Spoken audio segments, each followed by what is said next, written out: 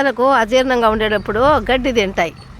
గడ్డి తిని ఆకులు తిని అవి జీర్ణం చేసుకుంటాయి. సీతాపతి చూడండి, మా సీతాపతి ఆకులు తింటూ ఉంది. ఆకులు తింటూ గడ్డి కూడా తింటూ ఉంది. గడ్డి దానికి అందలేదని కాలుతో అలా లాక్కొని తింటుంది. చూడండి, తింటూ ఉంది, ఆకులు తింటూ ఉంది.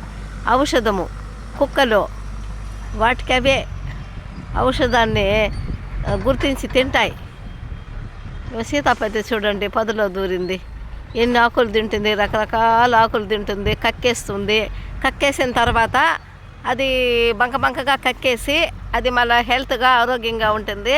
నోరు లేని ప్రాణాలకు కూడా భగవంతుడు ఎలా ఇచ్చాడో చూడండి తెలివి.